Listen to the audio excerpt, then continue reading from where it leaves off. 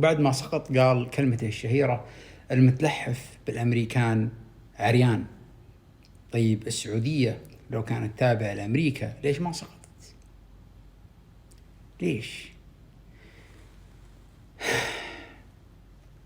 لأن في فرق جوهري جوهري جوهري جدا جدا جدا جدا. ركزوا عليه أرجوكم، ركزوا عليه يا شعوب، يا عرب، يا مسلمين، الجميع ركزوا على الفرق الجوهري هذا.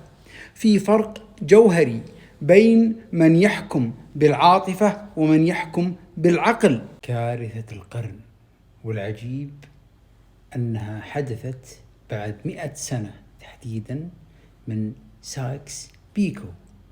كارثة القرن الماضي، وحدثت بأيدي من؟ بأيدي عربية إسلامية تسمي نفسها عربية إسلامية، بالمغامرة بالكارثة اللي فعلتها حماس. أنا أتمنى من كل قلبي، والله أتمنى من كل قلبي أنها تنجح هذه المغامرة اللي سوتها حماس، وأنها تتحرر فلسطين. والله أتمنى، والله أتمنى. لكن العقل يقول شيء والعواطف تقول شيء ثاني. أكبر كارثة مرت على العرب والمسلمين من 100 سنة تقريبا هي الكارثة هذه الآن اللي نعيشها. وتذكروا كلامي، الكارثة غالبا تتركز في فلسطين، هي اللي مسكينة فلسطين. أنا أتألم الآن على فلسطين بشكل جدا كبير، لكنها بتتوسع إلى الخارج. هذا ما يعني بأن السعودية ما تقدر تحاربها، لا، السعودية بتقدر توقف قدامها، ما هو بشيء صعب عليها. لكن تخيلوا أنك دولة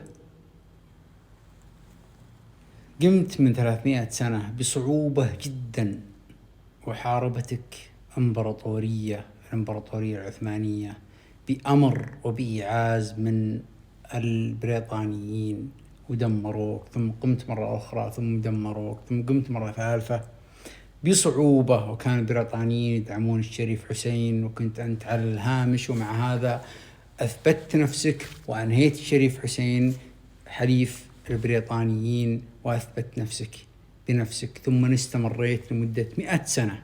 100 سنة سقط فيها كثير من الحكام اللي كانوا بعضهم تابعين للشيوعية والاتحاد السوفيتي، وبعضهم تابعين لأمريكا والغرب، وبعضهم، وأنت لازلت صامد لمدة 100 سنة. الكثير ينعتك بأنك تابع لهذا أو لهذا وما إلى ذلك. أنا أتكلم عن السعودية الثالثة الآن، ومع هذا أنت لا تابع لا لهذا ولهذا، ولذلك أنت صامد. لو كنت تابع الرئيس مبارك رئيس مصر كان من المتحالفين والتابعين لأمريكا وسقط، وبعد ما سقط قال كلمته الشهيرة: المتلحف بالأمريكان عريان. طيب السعودية لو كانت تابعة لأمريكا ليش ما سقطت؟ ليش؟ لأن في فرق جوهري جوهري جوهري جدا جدا جدا جدا. ركزوا عليه أرجوكم، ركزوا عليه يا شعوب، يا عرب، يا مسلمين، الجميع ركزوا على الفرق الجوهري هذا. في فرق جوهري بين من يحكم بالعاطفة ومن يحكم بالعقل. فرق. الله عز وجل كرمنا بالعقل. جميع الحيوانات عندها العاطفة. شوف الحيوانات كلها، الحصان، الحمار، الأسد، الكلب عزكم الله، القرد، الكل.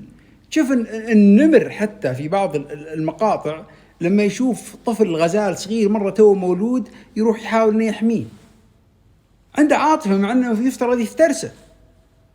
النمور عندها عاطفة لأبنائها، والأسود وكلها عاطفة عنيفة لأبنائها وللي يحبونهم، عندهم عاطفة عنيفة، كلهم حيوانات. العاطفة حيوانية، لا يملكون العقل. الكائن الوحيد اللي يملك العقل والله عز وجل أعزه بالعقل هو الإنسان.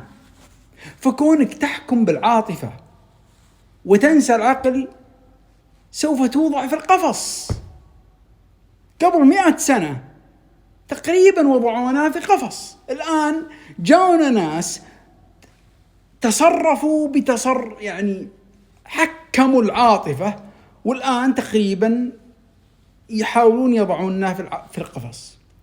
لولا الله ثم وجود حكام عندنا في الخليج العربي والسعودية تحديدا، ناس حكام حقيقية تحكم بالعقل وتفكر وتخطط للمستقبل بمستقبل البعيد جدا، والله كان ضعنا. ولا المغامرة هذه حقت حماس والله ما فيها أي عقل ولا فيها أي تفكير ولا فيها أي نفع إطلاقا لفلسطين، إطلاقا. ما يمكن بأي سيناريو تفكر فيه تجيبها يمين يسار، ما يمكن تلقى فيها نفع لفلسطين إطلاقا. أنا أتكلم بالتفكير المنطقي مو بالتفكير العاطفي. قلت لكم مرة ثانية، العاطفة تمتلكها جميع الحيوانات، الثدييات، جميع الثدييات التي تلد وترضع معروفة، درسناها في الأحياء، الثدييات التي تلد وترضع. والإنسان من الثدييات، المرأة عند الإنسان تلد وترضع. الثدييات جميعها لديها عاطفة جياشة. الإنسان هو الوحيد اللي الله عز وجل كرمه بالعقل ولم يكرم أحد غيره.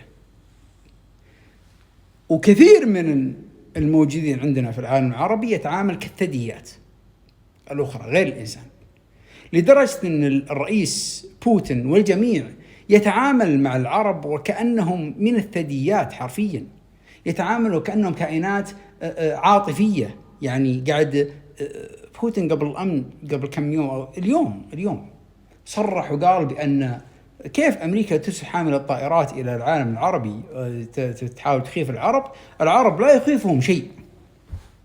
يحاول يظهر العاطفة عند العرب عشان العرب يتحمسون، أن العرب وما أدري إيه يهاجمون بقوة ويتحمسون وما إلى ذلك، ثم ينذبحون زي الغوريلا لما يتحمس ثم يطب كذا بقوة ثم تمسكه وتتله وتحطه في القفص، لأنك إنسان وتفكر بعقلك.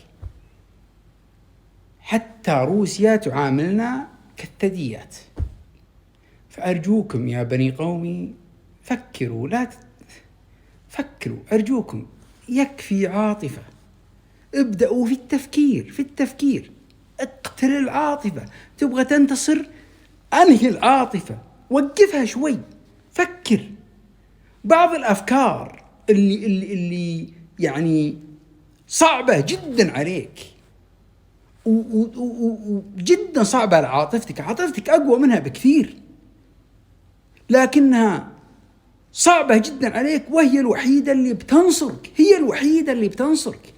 العاطفة لا يمكن تنصرك. لو كانت العاطفة تنصر والقوة والشجاعة تنصر، كان الأسد ما لقيناه في حديقة الحيوان. الأسد ملك الغابة، ملك الثدييات كلها، ملك العالم كله. عند الإنسان صاحب العقل تلقاه في القفص. فأرجوكم يا عرب، يكفي عاطفة. انتكسنا مرتين قبل 100 سنة، والآن نحن أمام نكسة بإذن الله لن تحدث، لأن عندنا الآن قبل 100 سنة ما كان عندنا دول مثل دول الخليج وعلى رأسها السعودية، ما كان عندنا. الآن عندنا السعودية، وبإذن الله بأنها ستخرجنا من هذه النكسة الكبرى اللي حقيقة يعني لو كان الجميع يفكر بالعاطفة فيها بيتقسم الشرق الأوسط بسهولة، بيصبح مو بس سايكس بيكو اللي شفناه في السنوات الماضية، لا، سايكس بيكو كان رحيم اللي شفناه قبل 100 سنة. كانت الدول فيه كبرى وتقدر تدافع عن نفسها. ربما لو تقسمت الدول مرة أخرى ممكن يكون سايكس بيكو يعني أتعس بكثير، وتكون الدول أصغر فيه بكثير، تكون دويلات جميع الدول العربية. لكن هذا لن يحدث بإذن الله، لأن فيه مدافعين عن الدول العربية، فيه المملكة العربية السعودية ومن يقف معها بإذن الله، الخليج العربي. فيا عرب صحصحوا، وقفوا مع العقل، اتركوا العاطفة، أرجوكم اتركوا العاطفة، ودمتم بنصر وخير وتفكير عقلاني.